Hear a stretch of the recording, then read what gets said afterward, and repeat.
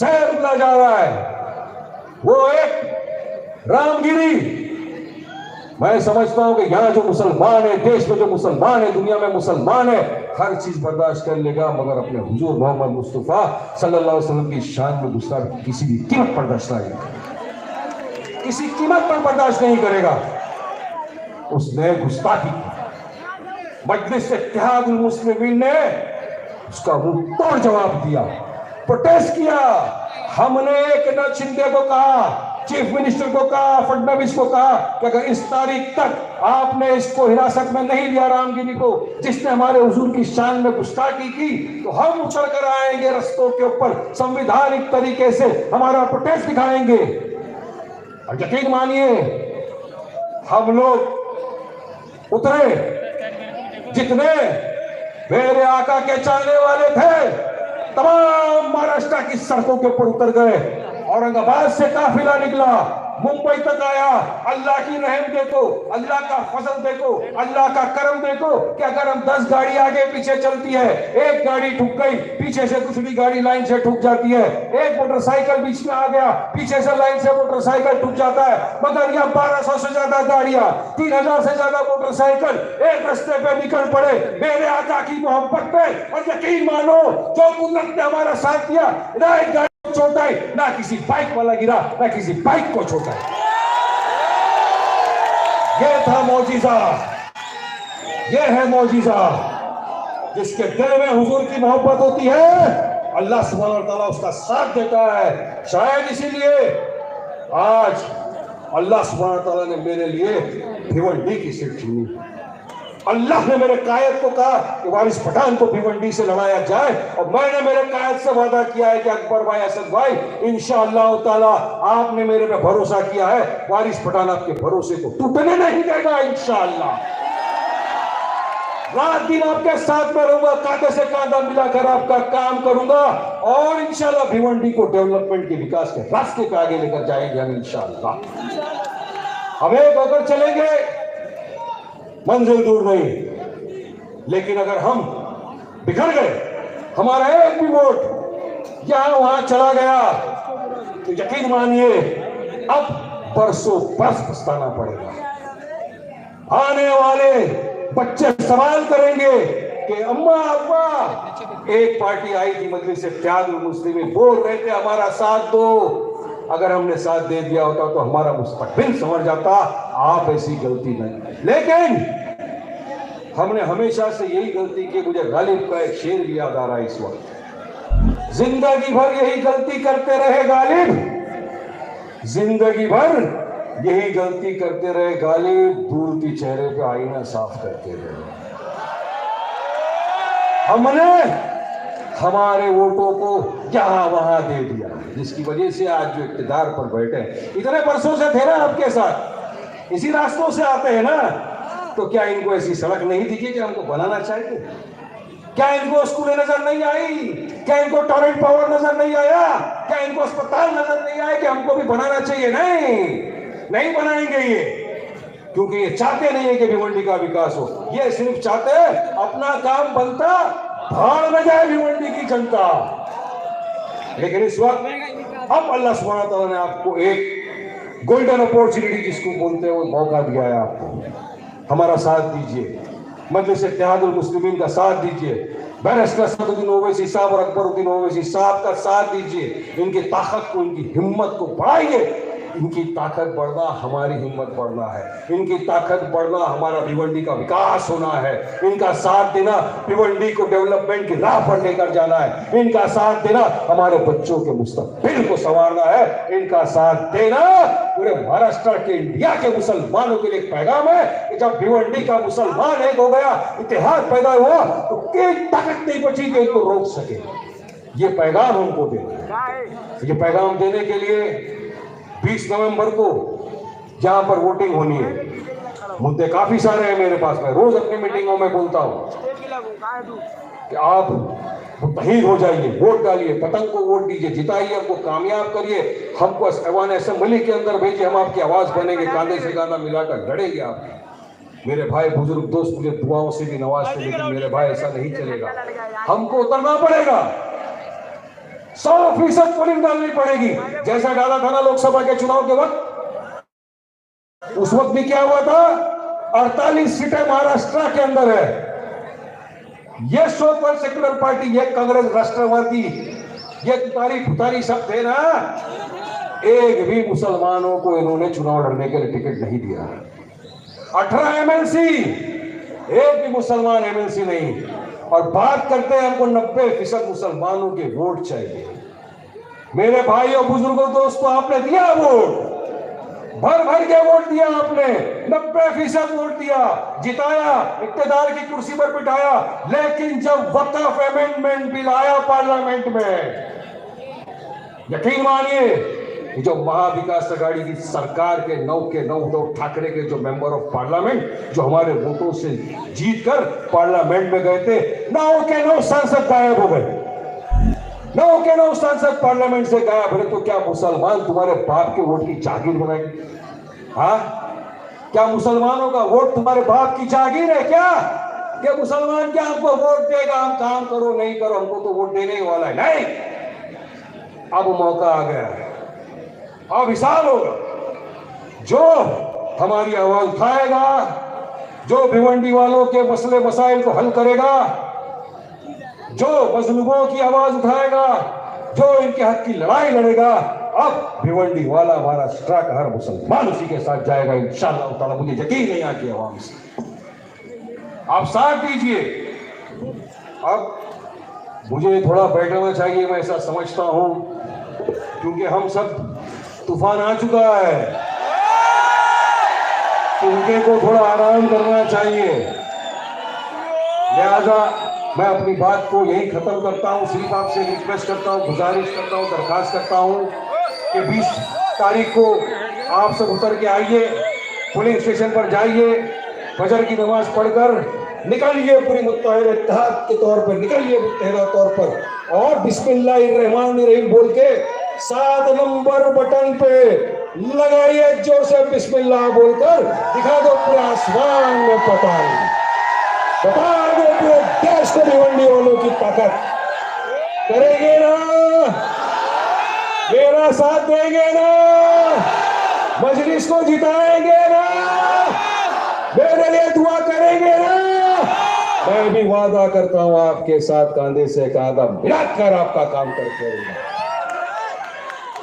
मैं अभी हिंदुस्तान की शान, करोड़ों दिलों की धड़कन, हबीब मिल्लत, मजलिस इत्तेहादुल मुस्लिमीन तेलंगाना रियासत के फ्लोर लीडर, 6 टर्म एमएलए, गरीबों की, मुसलमानों की, मजलूमों की आवाज, ऐसे बेबाक मेरे नेता आली जनाब मोहतरम अकबरुद्दीन ओवैसी साहब को यहां पर आने की दावत देता हूं। आए, आपसे खिताब करें।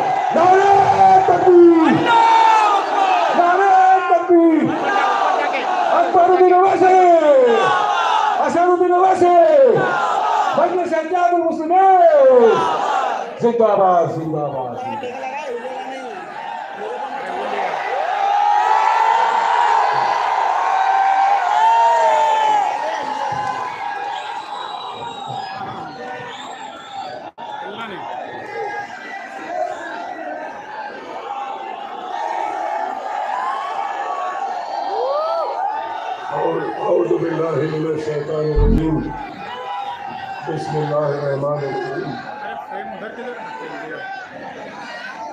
मेरी तबीयत कुछ ठीक नहीं है, लेकिन आपकी मोहब्बत थी, आपसे वादा था, इसलिए आपके दरमियान में आया हूँ। आवाज भी साथ नहीं दे रही है, पेट में बहुत दर्द है, लेकिन मुझे अल्लाह की ज़ात पर यकीन है कि अल्लाह जरूर कुछ लम्हों के लिए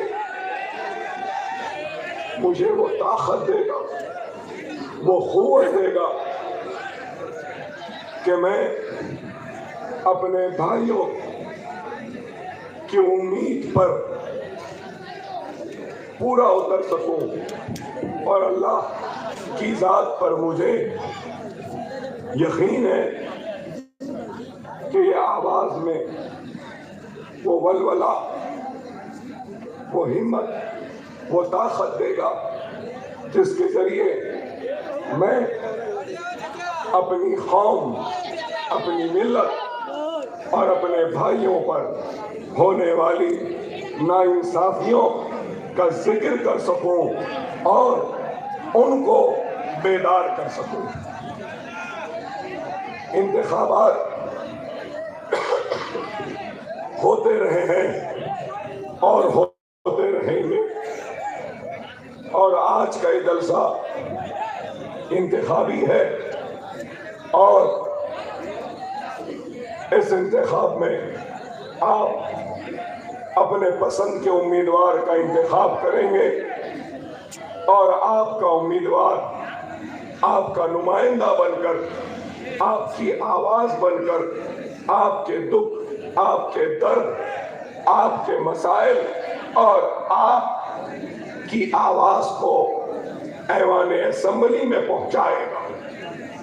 वोट देते हैं तो किस लिए देते हैं?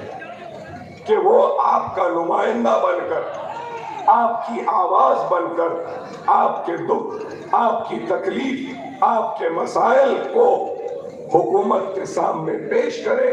न सिर्फ पेश करे बल्कि उनके मसाइल का हल करे। लेकिन आज हम देखते हैं कि हिंदुस्तान 1947 में आजाद हुआ, 1947 में आजादी के बाद से लेकर आज तक कई इंतखाबात आए, कई इलेक्शन आए, कई एमएलएस बने, कई एमपीज बने, कई लोग मिनिस्टर बने और कई वजीर आजम और चीफ मिनिस्टर भी बने।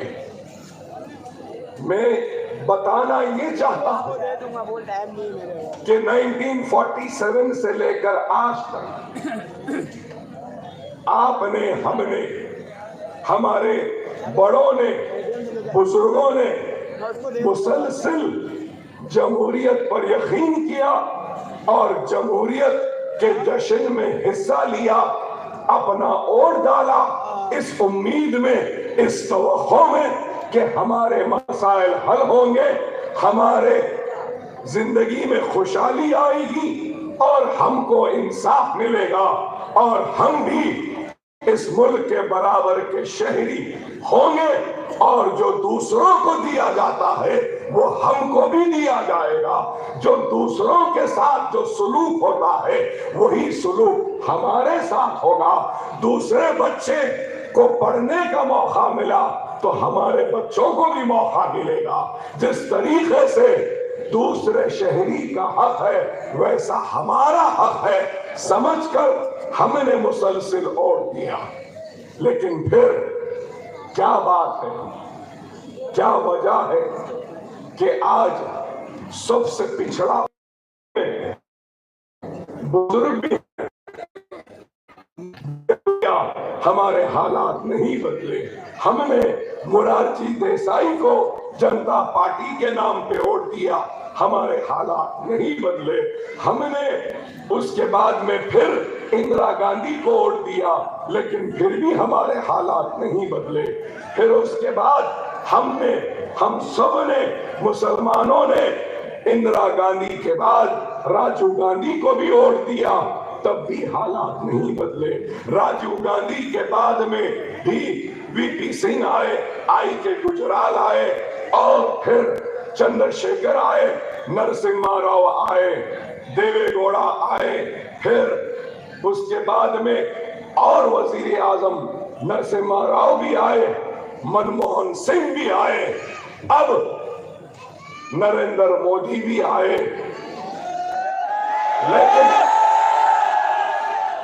लेकिन हमारे हालात नहीं बदले। तो मेरा सवाल ये है, क्या हमने हर एक को नहीं आजमाया?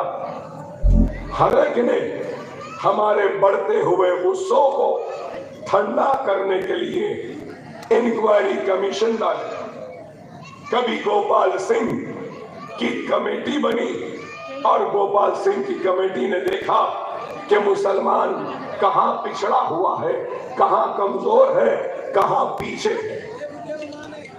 आपको याद होगा, नौजवानों को भी याद होगा कि मनमोहन सिंह के दौर में सच्चर कमेटी भी बनी। कमेटियां तो बनी लेकिन हमारे हालात नहीं बदले। तो इसके जिम्मेदार कौन? इसके जिम्मेदार अगर कोई है तो वही है जिन्होंने हमको सिर्फ हथेली में जन्नत दिखाया, सुनहरे ख्वाब दिखाए, हमारी गुर्बत को खत्म करने का वादा किया, लेकिन हमारी हालतों को नहीं बदला। हम पहले जहां थे आज भी वही है। अगर हमारे दादा की एक छोटी दुकान थी तो आज उनके पोतरे के भी छोटी दुकान है। अगर नाना रक्षा चलाते थे तो उनका नवासा आज भी रक्षा चला रहा है। आज भी हम गरीब हैं, कल भी गरीब थे, परसों भी गरीब थे। इसी वजह है कि आज मजलिस इत्तेहादुल मुस्लिमीन आपके दरमियान में आई है। आपको यह अपील करने के लिए आपने सबको आजमाया, एक मर्तबा हमको भी आजमा के देखिए। एक मर्तबा हमको भी आजमा ले। अरे हम सिर्फ बातें नहीं करते, हम काम करते हैं। आज ये मीडिया वाले बार बार बताओ मेरा कसूर क्या था?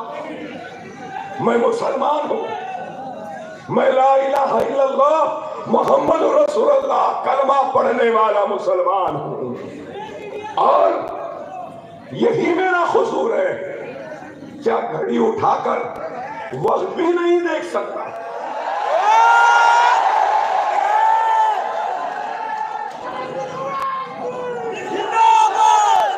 नाइंसाफी की हद है, बताओ। घड़ी पहनना छोड़ दूं, वक्त देखना छोड़ दूं? आप बताइए।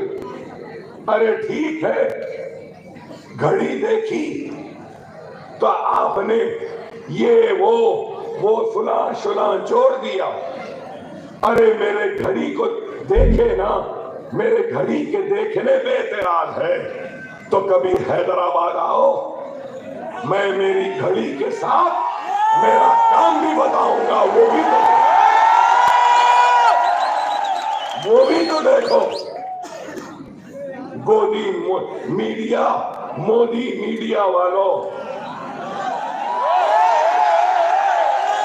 मेरी तुमसे अपील है कि आओ और देखो कि हमारा काम क्या है। अकबरुद्दीन ओवैसी अपने जेब से, अपनी जात से 25,000 बच्चों को फ्री तालीम दे रहा है। क्या हिंदुस्तान में कोई मोदी, कोई योगी, कोई अमित शाह, कोई गांधी, कोई पवार, कोई शिंदे, क्या 1,000 बच्चों को अपने जेब से पढ़ा रहे हैं? मगर मैं पढ़ाता हूं 25,000 बच्चे फ्री तालीम, और फिर 10 स्कूल हैं, 10 बिल्डिंगा हैं। देखो आकर, गरीब का मदरसा नहीं है, बड़े रईस का बच्चा भी ऐसे शानदार स्कूल में नहीं पढ़ता। वैसी इमारतें हैं Owaisi school of excellence Hyderabad में, जहां पे गरीब बच्चे पढ़ते हैं। और सिर्फ 25,000 तो स्कूल में है। फिर नीट की कोचिंग फ्री, मोबाइल गर्म हो गया, नाटा की कोचिंग फ्री, आईसेट की कोचिंग फ्री, लॉ सेट की कोचिंग फ्री, आईएलटीएस की कोचिंग फ्री, आईसेट की कोचिंग फ्री, इंजीनियरिंग की ट्यूशन फ्री, 10th की ट्यूशन फ्री, इंटरमीडिएट की ट्यूशन फ्री और कई फ्री।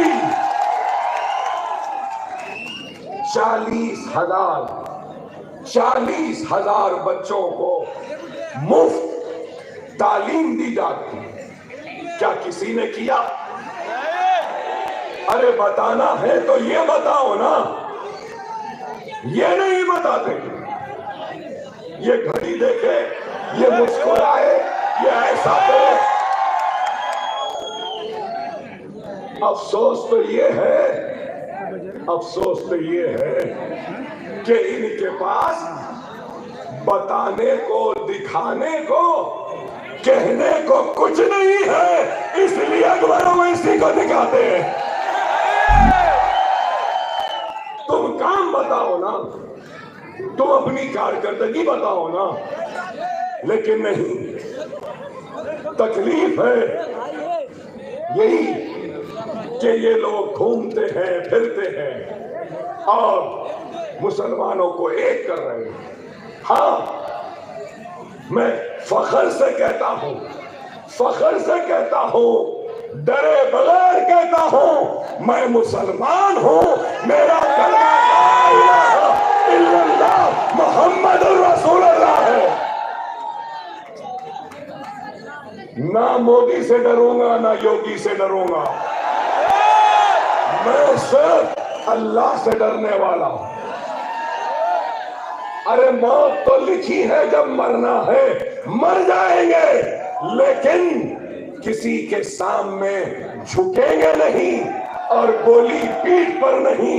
अल्लाह उसके रसूल की कसम, इतनी कमजोरी के बाद भी अकबरुद्दीन ओवैसी सीने पर गोली लेगा, पीठ पे नहीं।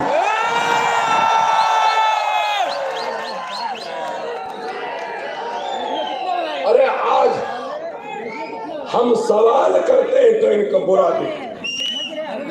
ये कांग्रेस, मैं क्या बोल रहा हूँ, आवाज नहीं। अगर आज हम पे जुल्म हो रहा, हमसे नाइंसाफी हो रही है, हमसे हक तलफी हो रही है, हमारे घरों पे बुलडोजर चल रहा है, तो इसका जिम्मेदार सिर्फ भारतीय जनता पार्टी, आरएसएस, संघ परिवार नहीं, इसके जिम्मेदार कांग्रेस की नाकामी है, उनकी नाअहली है, उनकी लापरवाही है। अगर वो लोग सही वक्त पे सही फैसले करते और जालिमों को, गुनहगारों को उनकी गुनाहों की सजा जेलों में डाल के देते, तो हमको ये दिन देखना नहीं पड़ता। ये लोग जिम्मेदार हैं, ये लोग जिम्मेदार हैं। और आज हम खड़े होकर हक बयानी करते हैं तो इनको हम पसंद नहीं आते। हम पसंद आओ या नहीं आओ, हमको इसकी परवाह नहीं। कांग्रेस की तारीख है, कांग्रेस की तारीख है, 50,000 फिसादात के जरिए हमारी मईशत, हमारे घर, हमारे कारोबार, हमारी इज्जतों इस्मतों को लूटता हुआ खामोश तमाशाई बनकर देखते रहे ये लोग। नौजवानों को नहीं मालूम, भिवंडी में 1 मर्तबा नहीं 2 मर्तबा फिसाद हुआ था। बुजुर्गों से पूछो कैसी तबाही।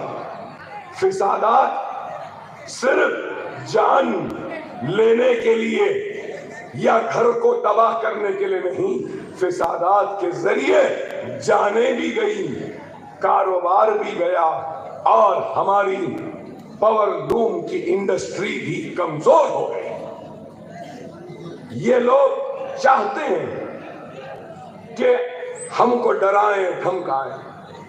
खुदारा मेरे प्यारे नौजवानों, मेरे बुजुर्गों, इस बात को समझो। अरे आज हम आए हैं तो आपको हम भटकाने के लिए नहीं आए, हम नफरत की दीवार खड़ा करने के लिए नहीं आए, हम सिर्फ अपना हक जमहूरी और दस्तूरी दायरे में रहकर मांगने के लिए आए। 100 लोग। क्या हम हमारा हक भी नहीं मांग सकते? अरे हम क्या चाहते हैं? एक गरीब, और गरीब मतलब सारे गरीब, चाहे हिंदू हो, मुसलमान हो, सिख हो, ईसाई हो। एक गरीब क्या चाहता है? 3 रोटी, 3 वक्त की रोटी नहीं तो 2 वक्त की रोटी मिल जाए। एक गरीब क्या चाहता है? काम करके घर को वापस आए तो आराम से सो जाए। एक गरीब क्या चाहता है? अपने बच्चों को पढ़ाने के लिए स्कूल। एक गरीब क्या चाहता है? बच्चों को खेलने के लिए ग्राउंड। एक गरीब क्या चाहता है? बूढ़े माँ बाप की बीमारी में उसके इलाज के लिए एक दवाखाना। और क्या चाहता है गरीब? गरीब के कोई बड़े बड़े ख्वाब नहीं हैं। गरीब के छोटे छोटे ख्वाब हैं कि बस 2 वक्त की रोटी मिल जाए, मासूम बच्चों के साथ खेलने का वक्त मिल जाए, बच्चे बड़े हो तो पढ़ने का मौका मिल जाए, कॉलेज जाने का मौका मिल जाए, नौकरी मिल जाए। यही है और क्या है? इस मुल्क का सबसे बड़ा मसला क्या है? बेरोजगारी है या नहीं? महंगाई, इकोनॉमी, पानी, बिजली, यही है और क्या? लेकिन आप देखो, मिस्टर मोदी जब भी बात करते हैं, ना पानी की बात करते, ना बिजली की बात करते, ना किसी की बात करते। अगर किसी की बात करते हैं तो सिर्फ नफरत, सिर्फ जहर, सिर्फ बांटने की। अब आज की तकरीर देखी, मिस्टर मोदी ने आज कहा कि एक हो गए तो सेफ हो गए। आज कहा एक हो गए तो सेफ हो गए। तो किसको एक हो बोले? ओबीसी को बोले, बैकवर्ड क्लास को बोले, एससी को बोले, एसटी को बोले, कई समाज के लोगों का नाम लिए और बोले एक हो गए तो सेफ हो गए। मुसलमान उस एक का हिस्सा नहीं। हम सेफ नहीं रहना, हम सेफ नहीं होना। सबका साथ, क्या साथ दिया? सबका साथ बोला, मुसलमानों को साथ से महरूम रखा। सबका विकास बोला, मुसलमान को विकास नहीं मिला। सबका विश्वास बोला, मुसलमानों को विश्वास नहीं दिया। क्या मुसलमान इस मुल्क का हिस्सेदार नहीं है? हम हैं। ये मुल्क हमारा भी उतना है जितना दूसरों का है। इस मुल्क पे हिंदू का भी उतना ही हक है जितना हक एक मुसलमान का है, उतना ही हक एक सिख का है, एक ईसाई का है, एक पारसी का है। सबका बराबर का हक है। लेकिन हक से अगर कोई महरूम रहता है तो वो मुसलमान 10 बरस में क्या करे? पहले नारा दिए क्या? सबका साथ, सबका विकास, सबका साथ। और एक नारा दी, अच्छे दिन आए। नहीं, आपसे नहीं पूछ रहा हूं मैं, आपसे नहीं, आरएसएस वालों से पूछ रहा हूं।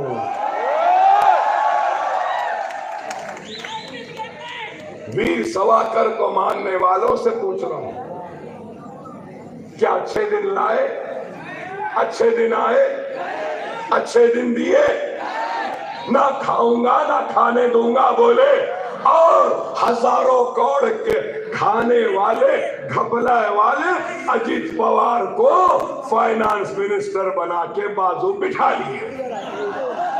वाह वाह। चलो, ये उत्तर प्रदेश के चीफ मिनिस्टर आए, वो क्या बोले? वो भी आए और क्या बोले? अरे यार दिखना चाहिए ना भाई। बटोगे तो कटोगे। यहाँ है मीडिया वाले सारे। अरे ये वो यहाँ बैठे आपसे नहीं, ये बैठा है यहाँ पे, इनसे कह रहा अरे ये हूं। बैठा है यहाँ पे, हिम्मत है तो जाकर पूछो योगी से, काम करने आए भाई। कौन बट रहा है, कौन कर रहा नहीं है। समझ रहा तू, हट निकल, अब तो निकल यहाँ से, पूछो ना। लाइन में डलवा रहा है तू, तेरे को बोल रहा हूँ तो समझ में नहीं आ रहा है। फिर से रिपीट करता हूँ, काम करने आए भाई। मिस्टर योगी से पूछो कौन बट रहा है, कौन कर रहा है, कौन बांट रहा है, कौन काट रहा है। खाली बात है। अंदर नहीं जा रहा है। अरे आप बताओ, फिर कल हिंदुस्तान के वजीर दाखिला अमित शाह साहब आए थे महाराष्ट्र में। वो क्या बोले कि किसानों की जमीन को छीन लेंगे, वक्फ बोर्ड को दे देंगे। अरे हिंदुस्तान का वजीर दाखिला है अमित शाह साहब, आपकी जमीन होगी, आपका घर होगा, आपके नाम रजिस्टर्ड हो गई, लिंक डॉक्यूमेंट हो गए, रेवेन्यू रिकॉर्ड में अमित शाह नाम होगा। क्या अकबर ओवैसी आपके घर, आपके जमीन को ले सकता है? आप बोलो। अगर ये बिल्डिंग एक के नाम पर है, रजिस्टर्ड है, रिकॉर्ड में है, तो क्या दूसरा आके ये बिल्डिंग ले सकता है? मगर आप देखो कैसा डरा रहे हैं, खौफ, डराओ। अरे किस बात का डर? इतना दूर में यार। आप बताइए 10 साल से क्या विकास हुआ, हिंदुस्तान का क्या विकास हुआ, ये बताओ ना मिस्टर मोदी, मिस्टर योगी, मिस्टर शाह। ये नहीं बताएंगे। सिर्फ क्या, आते के आते लव जिहाद, घर वापसी, बीफ बैन और हिजाब बैन, सर पे टोपी मार रहे, थैली में गोश्त मार रहे, ट्रेन में जा रहा है, दाढ़ी है तो गोलियां चला दे रहे। अरे आप बताओ, क्या हिंदुस्तान को इस नफरत की जरूरत है या हिंदुस्तान को मोहब्बत की जरूरत है? अरे तुम नफरत बांटते हो, लेकिन हम मोहब्बत बांटने आए हैं। यही फर्क है तुम में और हम में।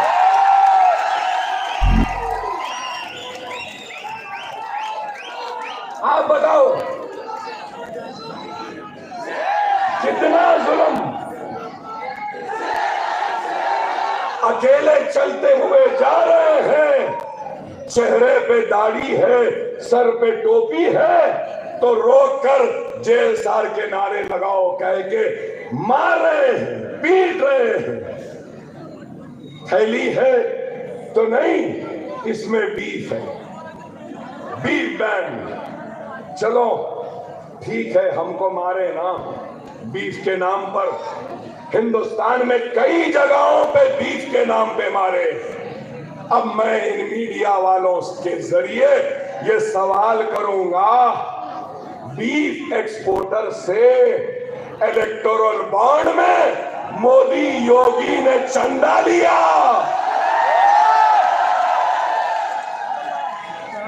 बीफ है बोल के मारे, बीफ खाते बोलकर मारे, बीफ के कारोबार है कह के मारे।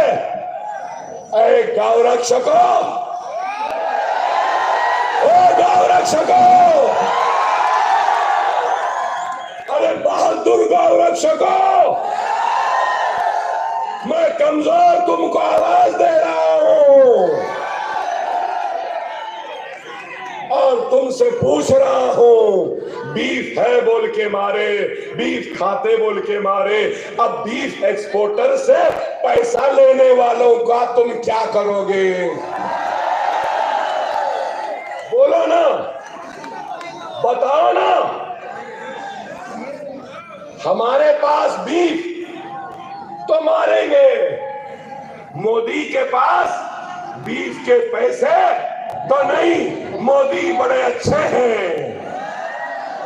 क्या है बताओ? अब यही बात है ना, ये ऐना दिखाने की किसी में हिम्मत नहीं है, ये ऐना दिखाने की हिम्मत हमारे में है, इसलिए हमसे डरते हैं। दुनिया में पांच बड़े ममालिक जो बीफ एक्सपोर्ट करते हैं, चौथे नंबर पे हिंदुस्तान है। सालाना 25,000 करोड़ का बीफ हिंदुस्तान से बाहर जा रहा है, और वो बाहर जाने का नतीजा है कि इनको चंदा देते हैं इनकी पार्टी को चलाने के लिए। क्या है बताइए? हिजाब के नाम पर मार। आपको याद दिलाऊं, क्या मिस्टर मोदी ने एक नारा नहीं दिया, बेटी बचाओ बेटी पढ़ाओ? तो बेटी पढ़ाओ बेटी बचाओ का नारा क्या सिर्फ हिंदू के लिए था? क्या मुसलमान बेटियों बच्चियों के लिए नहीं था? हिजाब पहनना क्या गुनाह है? इंटरनेशनल कोर्ट ऑफ जस्टिस हो, या दुनिया की कोई पार्लियामेंट हो, या यूनाइटेड नेशंस भी है, तो उसमें भी हिजाब करने वाली मुसलमान बहन फख्र से हिजाब करती है, जाती है और अपनी जिम्मेदारी और अपने फर्ज को निभाती है। तो हिंदुस्तान में हमारी बच्ची कॉलेज को हिजाब पहन के नहीं जा सकती। क्या ये नाइंसाफी नहीं है? अरे मैं यही तो बताना चाह रहा हूं। हिंदुस्तान का मसला क्या वीर शैन है? क्या हिंदुस्तान का मसला घर वापसी है? क्या हिंदुस्तान का मसला लव जिहाद है? क्या हिंदुस्तान का मसला ये छोटे मोटे चीजें नहीं है? हिंदुस्तान का सबसे बड़ा मसला है तो बेरोजगारी का है, बेघर लोगों को घर देने का है, महंगाई को कम करने का है, पेट्रोल की कीमत को गिराने का है, डीजल की कीमत को कम करने का है, गैस की कीमत को कम करने का है, बेघरों को घर देने का है। और इस मुल्क का सबसे बड़ा मसला अगर कुछ है तो नफरतों को खत्म करना और मोहब्बतों को बांटना, बटे हुए दिलों को एक करना, हिंदू मुस्लिम सिख ईसाई सबको एक नजर से देखना, यह है। क्या यह भड़काऊ भाषण है? अरे मैं तो मोहब्बत बांटने की बात कर रहा हूं, लेकिन आज बुरा दिखता है। मैं आपसे कहूंगा जैसा अकबरुद्दीन ओवैसी किसी से नहीं डरता, सिर्फ अल्लाह से डरता है। और अकबर ओवैसी का कलमा ला इलाहा इल्लल्लाह मुहम्मदुर रसूलुल्लाह है। तो आपको भी डरने घबराने की जरूरत नहीं है। हम तो लड़ते आए हैं अपनी हक की लड़ाई, जमहूरी अंदाज में, दायरे दस्तूर में लड़ते आए हैं और लड़े रहे हैं और लड़ते रहेंगे जब तक हमको हमारा दस्तूरी हक नहीं मिलता। हम लड़ते रहेंगे, लड़ते रहेंगे, लड़ते रहेंगे, हार और जीत की परवाह करे बगैर लड़ते रहेंगे। और ये कहना चाहता हूं, ये मुल्क जितना माथे पे तिलक लगाने वाले का है, उतना ही ये मुल्क सर पे टोपी पहनने वाले और चेहरे पे दाढ़ी पालने का भी है। ये मुल्क ना नरेंद्र मोदी की जागीर है, ना अकबर ओवैसी की जागीर है। ये मुल्क सबका है, ये मुल्क सबका है। सरदार का भी है, पारसी का भी है, सबका। लेकिन ये लोग सिर्फ डराना चाहते हैं और समझ रहे हैं कि डर जाएंगे। अरे मैं इस मजमे की इजाजत के साथ ये बात कहना चाहता हूं, अगर मेरी बात से मुत्तफिक है तो मैं नारा लगाऊंगा, उसके बाद कहना। मैं कहना चाहता हूं इस मुल्क के जिम्मेदारों से, इस मुल्क के जिम्मेदारों से कि मुसलमान ये मुल्क का वफादार था, है और रहेगा। अल्लाह ना करे अगर कोई ऐसा वक्त आएगा, इस मुल्क के लिए सबसे पहले अपने सीनों और गर्दनों को पेश करने वाला मुसलमान होगा और मुसलमान ही रहेगा। अरे जिनको जाना था वो चले गए, हम यहीं के थे, यहीं के हैं, यहीं के रहेंगे। नारे तकबीर, नारे तकबीर, नारे तकबीर। हिंदुस्तान, हिंदुस्तान। देख लो देखने वालों, हमारे सीने को फाड़ के देख लो, हमारे एक एक खतरे में इस मिट्टी की वफादारी और इस मिट्टी की खुशबू आई। हमने इस मुल्क को सजाया है, संवारा है। हम ये मुल्क के हैं, इस मुल्क के रहेंगे।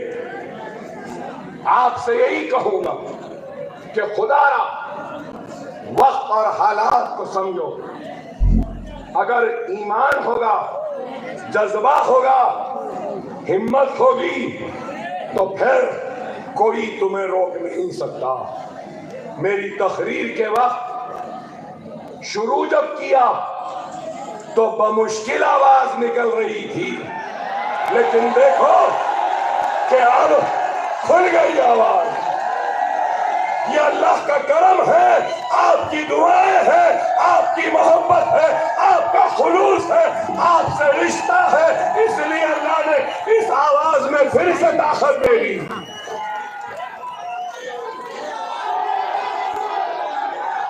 खुदारा, खुदारा समझो इस बात को। नहीं, नहीं, माफ करना, माफ करना। न मैं शेर हूं, न मुझे शेर बनने का शौक है। मैं शेर हूं नहीं, न बनने का शौक है। इतनी दूर से हैदराबाद से गाड़ी में बैठकर घूम रहा हूं 8 दिन से, तो अल्लाह उसके रसूल की कसम, मैं अपनी जात के लिए नहीं, अपनी इज्जत के लिए नहीं, अपनी शोहरत के लिए या कुछ दौलत कमाने के लिए नहीं, अल्लाह उसके रसूल की कसम, मैं अपने भाइयों को शेर बनाने के लिए घूम रहा हूं।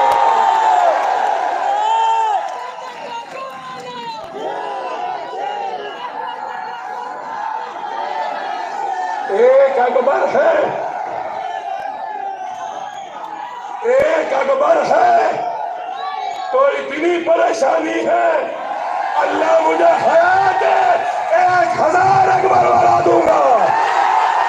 बनना है, बनना है, शेर भी बनना है, बनना है शेर। अगर शेर बनना है तो नमाजों के पाबंद बन जाओ, शेर बनना है तो कुरान को पढ़ो, शेर बनना है तो यतीमों के सर पर हाथ रखो, शेर बनना है तो आखाए मदीना मोहम्मद मुस्तफा सल्लल्लाहु अलैहि वसल्लम की सुन्नत बनना है तो मुनज्जम हो जाओ, एक हो जाओ, हो जाएंगे। हर लीडर वोट मांगता है, हर लीडर वोट मांगता है, लेकिन ये अकबर ओवैसी तुमसे हाथ फैलाए, तुमसे इत्तेहाद मांग रहा है।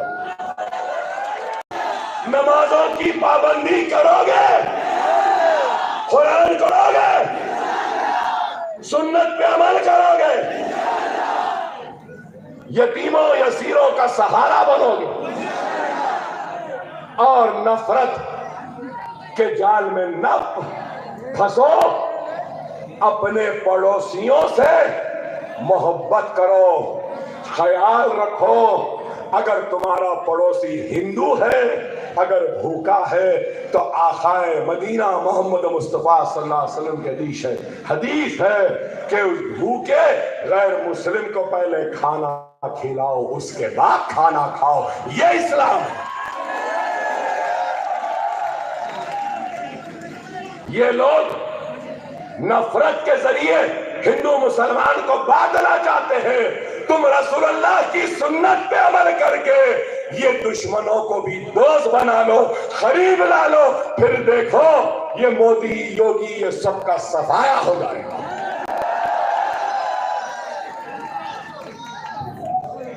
अल्लाह अल्लाह अल्लाह हर किसी को ऊंचा मुकाम देता, नीचे से ऊंचा बना कोई।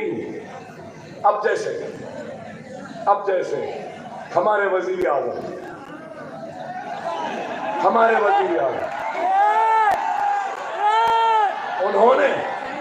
उन्होंने खुद कहा, मैं नहीं कह रहा हूं, मोदी साहब ने खुद कहा कि मैं चाय के ठेले पे चाय बेचता।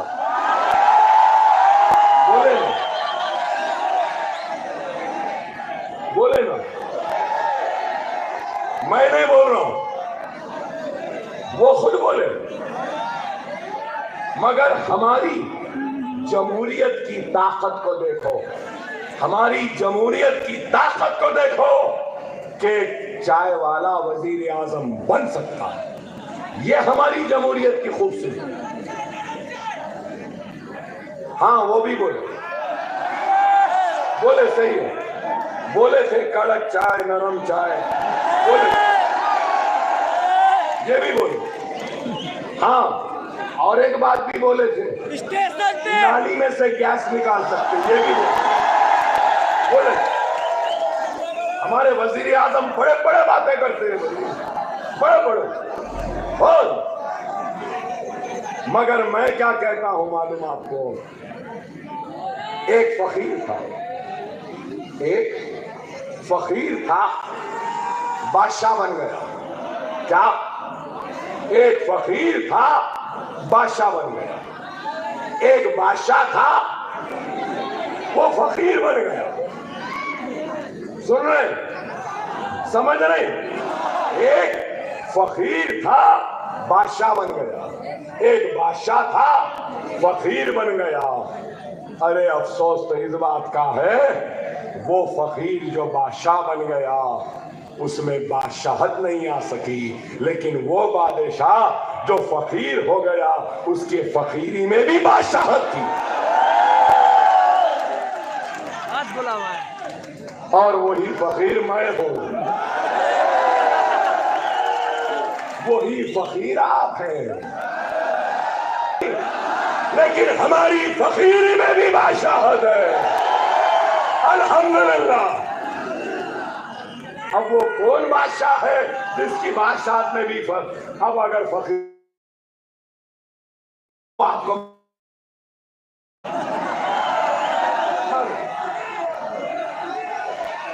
आपसे मैं यही कहने आया कि खुदारा वक्त और हालात की नजाकत को समझो। हमको वो सब काम करना है जो हमने आंध्रा व तेलंगाना की असेंबली में किया। बहुत सारे पढ़े लिखे लोग हैं, मैं थोड़ी वक्त में खत्म कर दूंगा। मेरी भी तबीयत ठीक नहीं है मगर कोशिश कर रहा हूं। देखे ना मोहब्बत का कमाल, ईमान की ताकत के आवाज जो बंद थी वो खुल गई। जब अल्लाह ने मेरी आवाज को खोल दिया तो जरूर आपके दिलों को भी खोल देगा और उसमें थोड़ी सी जगह इस गुनहगार के लिए भी डाल देगा। महाराष्ट्र का पूरा पॉपुलेशन 13 करोड़ 16 लाख। कितना? 13 करोड़ 16 लाख। तेलंगाना में पॉपुलेशन 3 करोड़ 90 लाख। महाराष्ट्र में मुसलमानों की आबादी 1 करोड़ 44 लाख। कितनी? 1 करोड़ 44 लाख। और तेलंगाना में मुसलमानों की आबादी 50 लाख। कितनी? महाराष्ट्र में 1 करोड़ 44 लाख। महाराष्ट्र का बजट पूरा 6.12 लाख करोड़। हमारा तेलंगाना का 2,91,000 करोड़ का बजट। महाराष्ट्र का 6,12,000 का। तो आपको मैं बताना ये चाहता हूं कि माइनॉरिटीज मतलब मुसलमान, क्रिश्चियन और जैन, बुद्धिस्ट, सिख सबको बजट देते हैं। महाराष्ट्र में माइनॉरिटीज का बजट 928 करोड़। कितना? 928 करोड़। कितने माइनॉरिटीज मुसलमानों के लिए? 1 करोड़ 44 लाख थे। और मैं जहां से आया तेलंगाना, 50 लाख मुसलमानों की आबादी और बजट 3,003 करोड़।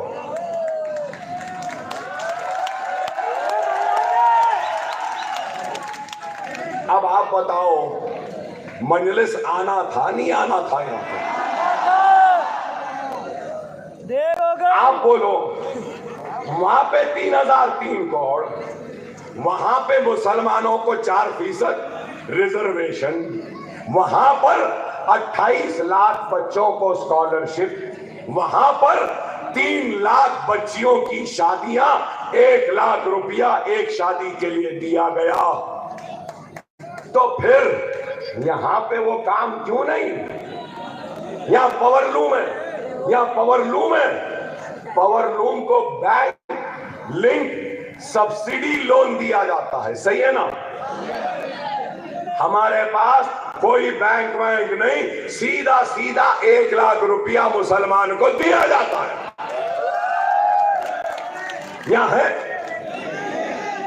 हमारा बच्चा अगर यूके, यूएसए, ऑस्ट्रेलिया, न्यूजीलैंड कहीं पर भी जाके पढ़ना चाहता है तो उसको 20 लाख रुपया देते हैं। अमेरिका की यूनिवर्सिटी में पढ़ने के लिए, यूके की यूनिवर्सिटी, ऑस्ट्रेलिया, न्यूजीलैंड में प्लेन का टिकट भी देते हैं, हॉस्टल की फीस भी देते हैं, सेमेस्टर की फीस भी देते हैं। 20 लाख कैसा?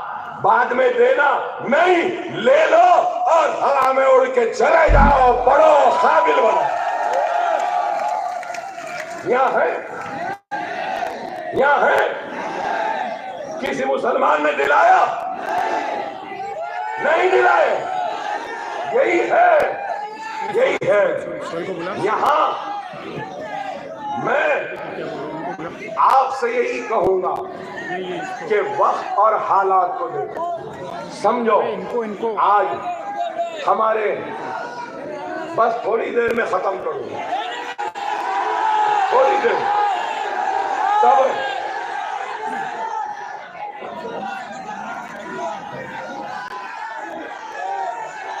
एक मिनट भाई, मैं अहम बात कर रहा हूं, अहम बात कर रहा हूं। यहां पर आज से 5 साल पहले शिवसेना, बीजेपी दोनों मिलकर इलेक्शन लड़े। सही है ना? इलेक्शन हुआ, दोनों बिछड़ गए। लैला एक तरफ, मजनू एक तरफ,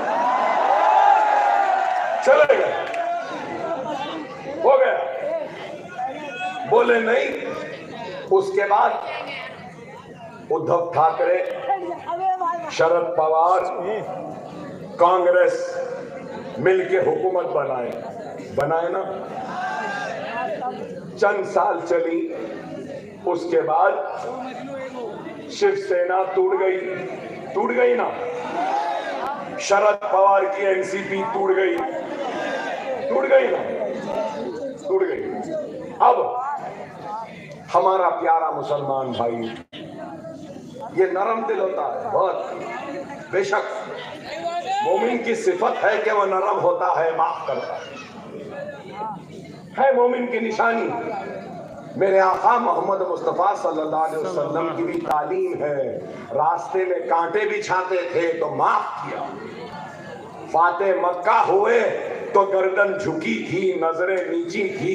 लोगों ने पूछा, या रसूल अल्लाह, हम फाते हैं, फिर आपकी गर्दन नीचे क्यों, नजरें नीचे क्यों? तो रसूल अल्लाह इरशाद फरमाते हैं कि मैं उन लोगों को शर्मिंदा नहीं करना चाहता जिन्होंने मेरे रास्तों में कांटे और रुकावटें बिछाई। ये मेरे आका। और महाराष्ट्र का मेरा मोमिन भाई भी वैसी है। अब कई लोग बोल रहे हैं हम उद्धव सेना को वोट देंगे, बोल रहे मैं अभी बात खत्म करता हूं, आगे बढ़ता हूं। कई बोल रहे हैं, खैर हर एक की मर्जी, हर एक का इख्तियार, वो जिसको चाहे दे सकता है। श्री कृष्णा कमीशन आया था मुंबई के फिसादात के बाद। मुंबई के चौराहों पर, गलियों में, रास्तों में औरत की हुर्मत का मजाक उड़ाकर, बरहना करके परेड कराने वाले कौन थे? वो मुझसे बेहतर आप जानते, मैं नहीं। ठीक है, चलो हो गया।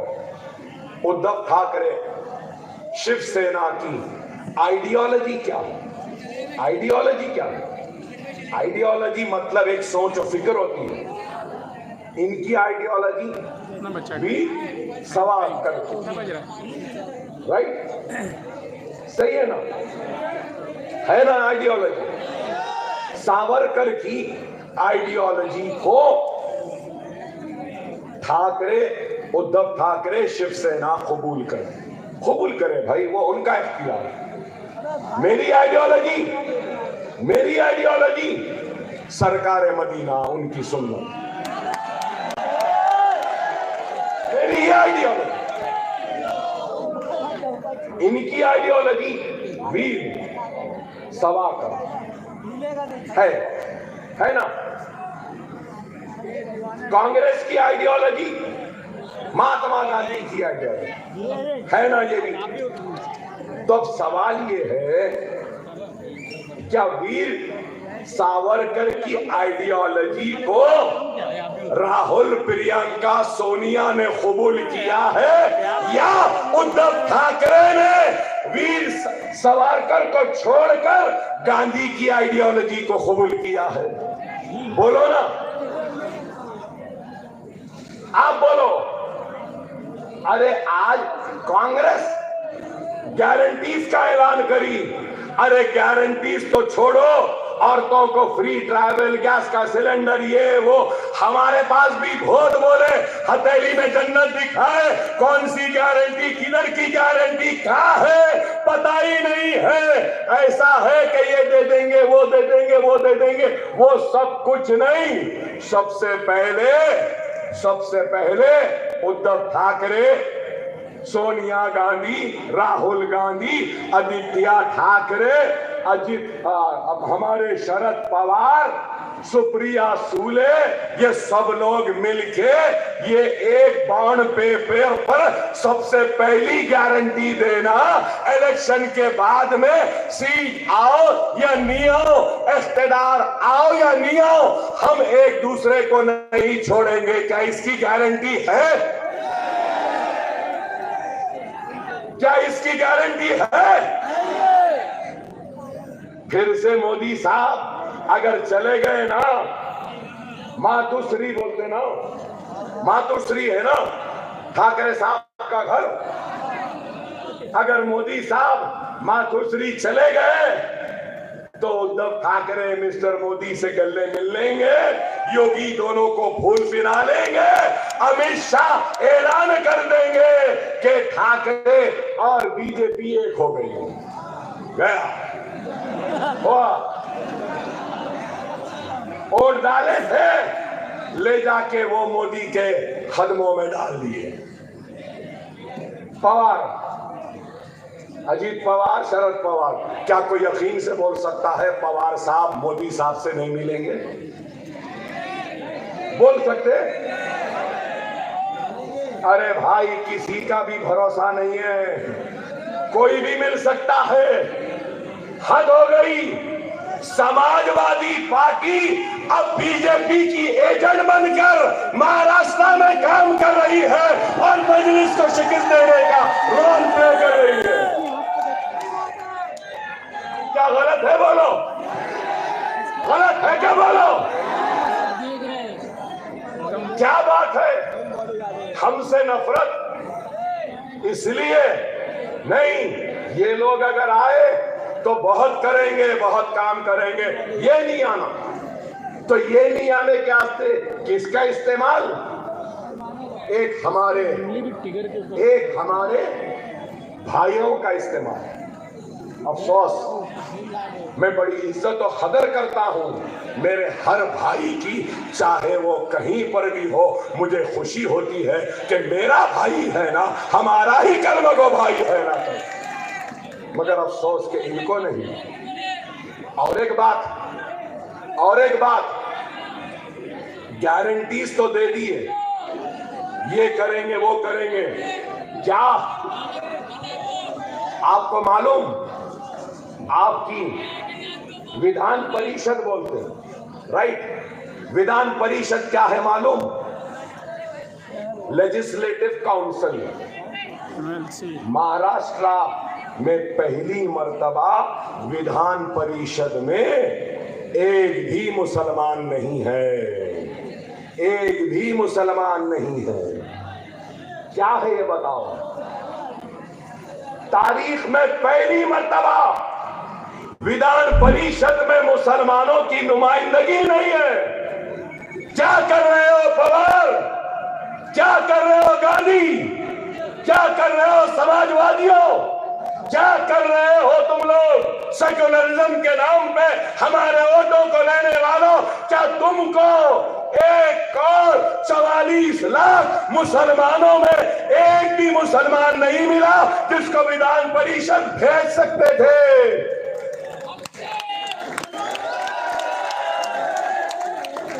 नहीं भेजे।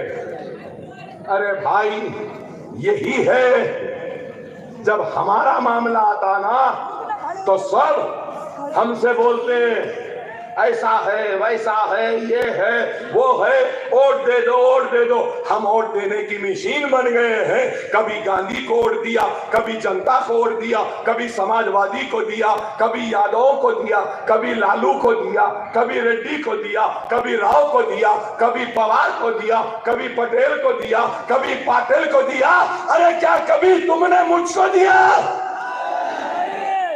अरे वक्त है, मुझे दे दो। तुम्हारा नुमाइंदा मैं बनूंगा,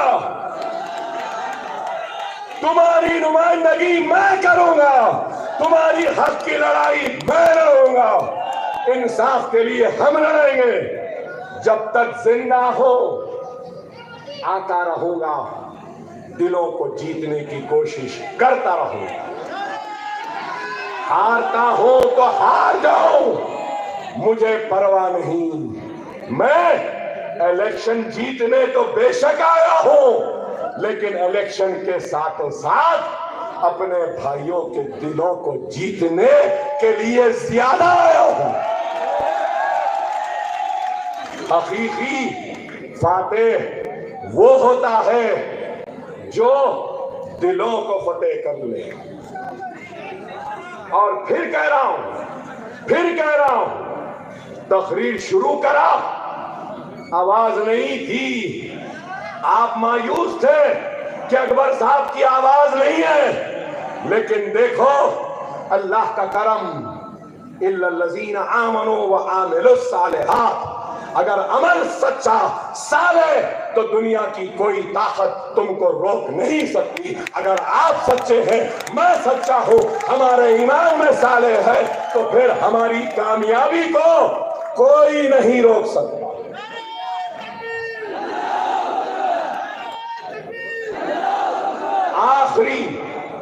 आखिरी जुमला, पुलिस वालों का शुक्रिया, इतना इंतजाम किया। मैं जहां भी जाता हूं ना, सबसे पहले लेटर दे देते हैं। आज भी बोला, अरे भाई आवाज ही नहीं है, तो पुलिस वालों ने कहा अकबर साहब आवाज भी नहीं है, आप खाली ठहर के ऐसा भी करें तो कुछ भी हो सकता है। दस्तखत करा लिए, लेटर दे दिए, बहुत बहुत शुक्रिया, ड्यूटी कर रहे हैं। मैं आपकी इजाजत से महाराष्ट्र के डीजीपी, महाराष्ट्र की पुलिस से, इस मजमे की तरफ से यह मुतालबा करता हूं कि हमारे आका मोहम्मद मुस्तफा सल्लल्लाहु अलैहि वसल्लम की शान में गुस्ताखी करने वाले को फौरन गिरफ्तार किया जाए, जेल में डाला जाए। क्या यह मेरा मुतालबा कबूल है? क्या मेरा मुतालबा कबूल है? नारे तकबीर, नारे तकबीर, नारे तकबीर। हिंदुस्तान, भारत, इंडिया, मजलिस इत्तेहादुल मुस्लिमीन, मजलिस इत्तेहादुल मुस्लिमीन, वारिस पठान, पतंग पतंग पतंग पतंग पतंग पतंग पतंग पतंग पतंग पतंग फैली है, जबरदस्त है, झुकाना है और खींचना है। खींचेंगे ना, पतंग रहेगी ना।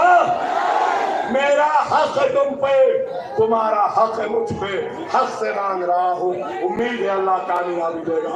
वाखिर दावाना अल्हम्दुलिल्लाह रब्बिल आलमीन।